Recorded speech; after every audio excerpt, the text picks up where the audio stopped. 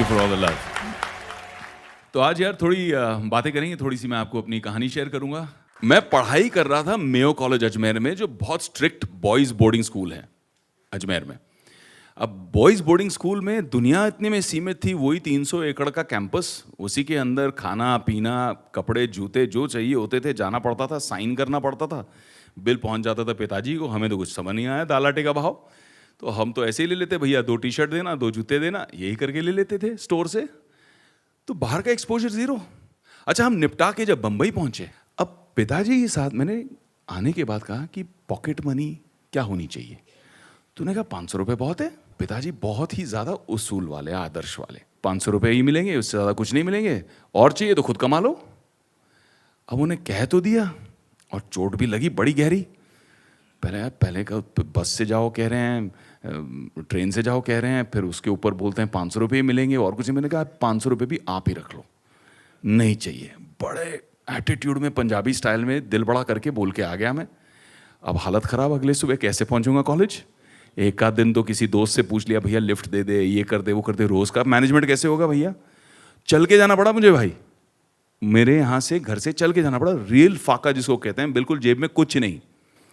अब ऐसे में एक अपॉर्चुनिटी आई, किसी ने शो पे देखा, एक रेडियो प्लेज जो क्रिएट करती थी, उन्होंने कहा कि आपकी आवाज़ बहुत अच्छी है, आप एक्सप्रेशन बहुत अच्छा करते हो, आप रेडियो प्लेस करोगे क्या। मैंने कहा हाँ ज़रूर करेंगे।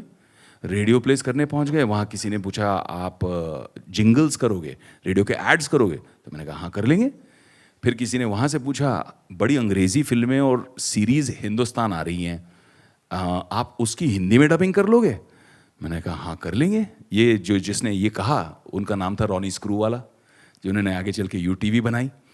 और यूटीवी एक छोटी सी जगह होती थी जहाँ हम जाया करते थे, बेसमेंट के अंदर एक छोटा सा डबिंग स्टूडियो हुआ करता था, और जितनी आपकी पिक्चरें हैं जुरासिक पार्क से लेके देखो देखो बड़ी चिपकली, वो सारा हम जाके वहाँ पे हिंदी में डबिंग करते थे। और भाई ऐसा हुआ कि महीने का 40-50 हज़ार कमाने लग गया आपका भाई। और मैंने अपना खुद का अकाउंट खोला सेपरेट, और बैंक अकाउंट के साथ में एटीएम कार्ड लिया। उस ज़माने में एटीएम कार्ड मतलब वाह वाह, मतलब स्टाइल होता था। एटीएम कार्ड टेबल पे निकाल के रखने का अलग ही मतलब फील होती थी, क्या बात है। अब पिताजी टेंशन में, मुझे एक दिन बुलाया, बोला ये तेरे पास इतने पैसे कहाँ से आ रहे, तू कोई गलत काम तो नहीं कर रहा है तुम। और फिर उनको मैंने समझाया बताया। अब जब कैपिटल बनने लग गया, चैप्टर 2 12वीं में सब्जेक्ट चूज करना था, हमने बहुत सोचा बहुत समझा कि इकोनॉमिक्स करना चाहिए। क्यों इकोनॉमिक्स करना चाहिए, क्योंकि पूरे कॉलेज में सबसे खूबसूरत टीचर इकोनॉमिक्स की है। हम पहुंच गए इकोनॉमिक्स करने, पर एक्चुअल रुचि आई, लड़की का नाम रुचि नहीं था, एक्चुअल इंटरेस्ट आया कि किस तरह से इकोनॉमिक्स वर्क करता है। जहां हम रोज वड़ा पाव चाय पीने जाते थे, सदा नाम था उसकी, छोटी सी पान बीड़ी की दुकान थी, उसके बगल में हरी भाई थे जिनकी चाय वड़ा पाव की दुकान थी। उनसे हम पूछने लगे, भैया आप कैसे करते हो बिजनेस बताओ। और जो अंदर क्लासरूम में सीख रहे थे, उसको हमने इनके बिजनेस में अप्लाई करना शुरू कर दिया कि कितना किताबी है और कितना प्रैक्टिकल। तो स्टॉक कैसे करते हैं, कैश फ्लो का मैनेजमेंट कैसे करते हैं, ये सारी चीजें वहां से सीखी। और देखते ही देखते माइक्रो फाइनेंस शुरू कर दिया। यानी कि कॉलेज के जितने लोग थे उनके बिजनेस मॉडल को समझना। कोई डोसा वाला है, तो कोई वड़ा पाव वाला है, कोई चाय वाला है, कोई सैंडविच वाला है, किसी की पान बीड़ी की दुकान है।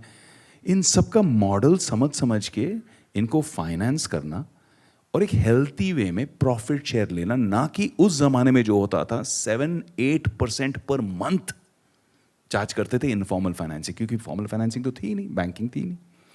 तो एक टाइम ऐसा आया जब तक मैं ग्रेजुएट हुआ कि जो पूरे कॉलेजेस के सामने जितनी दुकानें थी, सबके साथ मेरा अकाउंट चलता था, सबके साथ मेरी फाइनेंसिंग चलती थी, और सबके साथ बाई खाता बना के रखा था। यहां से ऑलवेज फॉरवर्ड प्रोग्रेशन कि क्या नेक्स्ट, क्या है व्हाट नेक्स्ट।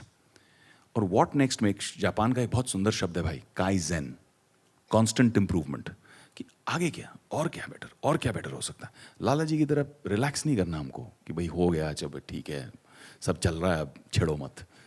आगे क्या, नेक्स्ट क्या, ग्रोथ कैसे होगी।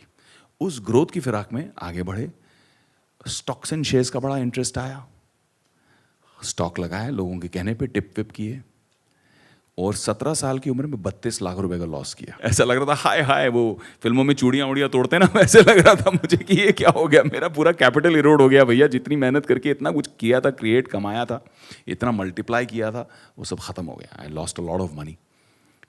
Then I did it the right way, apprentice किया, जाके किसी के अंडर सीखा, पूरा सिस्टम समझ में आया, और फिर मैं कहा कि इसको मैं रिकवर करूंगा। By the time I was 19 मैंने उसका डबल रिकवरी कर ली।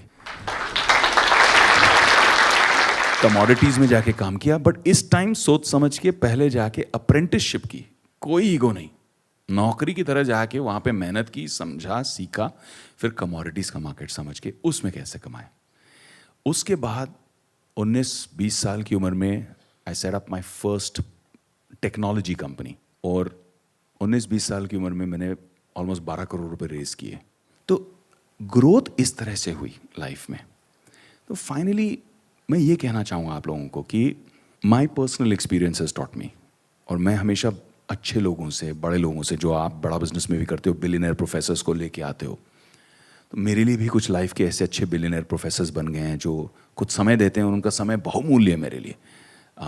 मैं अभी रिसेंटली मुकेश भाई अंबानी से मिला, और जब भी उनसे मिलता हूं तो वो हमेशा कुछ ऐसी बात करते हैं जिसका कोई इल्म ही नहीं है मुझे, कोई नई टेक्नोलॉजी, कोई नया फ्यूचर। जिस आदमी के पास इतना स्टेडी बिजनेस चल रहा है, इतना सॉलिड एनर्जी का बिजनेस है, टेलीकॉम का बिजनेस है, वो आगे ऑलरेडी सोच रहे हैं what next for the group, what next for the company, what's the future, what's the next technology. इस तरह का एक्सपोजर मिलना बहुत अच्छा है। तो अंत में यही कहना चाहूँगा मेरे भाई कि मैंने लाइफ में कुछ उसूल अपने भी रखे हैं। जब भी पैसा कमाया तो उस पैसे का कोई अच्छा काम ज़रूर किया, ये लॉस नहीं है आपका। तो बिजनेस तो बड़ा करो ही, क्योंकि हम धंधा तो सब कर लेते हैं, बट आई थिंक जो डॉक्टर विवेक बिंद्रा कर रहे हैं, जो बड़ा बिजनेस की टीम कर रही है, वो लोगों को धंधा से बिजनेस तक लेके जा रही है। बहुत फ़र्क है। धंधा सब कर लेते हैं, गल्ले पे बैठ के कोई भी धंधा कर सकता है, बट धंधा को बिजनेस बनाना वो बहुत बड़ी बात है। And that's why I support you, I believe you, because आप जब धंधा को बिजनेस करोगे, 1 लाख लोग जब धंधा से बिजनेस में ट्रांसफर करेंगे तो बिजनेस की ग्रोथ होगी, बिजनेस की ग्रोथ से एम्प्लॉयमेंट जनरेशन होगी, लोगों के घर बसेंगे, खाना मिलेगा लोगों को। तो it's actually a huge contribution to society. मैं हमेशा आपको यही कहता हूँ कि नए भारत का, नव भारत का जो निर्माण हो रहा है, उसमें आप बहुत बड़ा एक योगदान कर रहे हो, and I am very proud of you for that.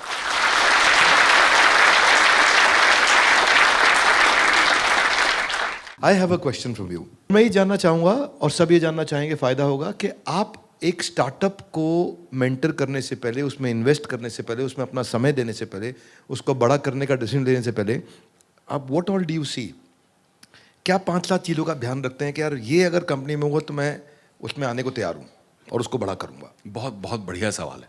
तो कोई भी बिजनेस, चाहे वो स्टार्टअप कंपनीज हो, चाहे वो ट्रेडिशनल फैमिली ओन्ड बिजनेसेस हों जो 2 साल, 3 जनरेशन, 4 जनरेशन चलते आई हैं, जिनको हम पब्लिक ले गए हैं, IPO ले गए हैं, कोई भी बिजनेसेस में कुछ चीज़ें मेरे लिए बहुत मायने रखती हैं। फर्स्ट कट, तह तक जाना तो बाद में होता ही है, हर चीज़ की आप डिटेल्स देखते हैं, आप अकाउंट्स देखते हैं, एनालिसिस करते हैं, बट जो इनिशियल चीज़ें हैं, जो इमीडिएट इंपॉर्टेंट चीज़ें हैं, फर्स्ट कट, सुपरफिशियल लेवल पे, पहला और सबसे अहम, फाउंडर कौन है, बिजनेस चला कौन रहा है, उसका माइंडसेट क्या है, उसकी स्टेबिलिटी क्या है, उसका बिहेवियर कैसा है, समझने की कोशिश करते हैं। क्योंकि जब आपसे कोई मिलता है बिजनेस के लिए तो वो आपका बेस्ट बिहेवियर ही प्रेजेंट करता है, लेकिन उसके बारे में लोग क्या कहते हैं, मार्केट क्या कहता है, सप्लायर्स क्या कहते हैं, उसके वेंडर्स क्या कहते हैं, हम उसकी पहले एनालिसिस निकाल लेते हैं कि how is his credibility, mindset कैसा है। तो first most important thing is आप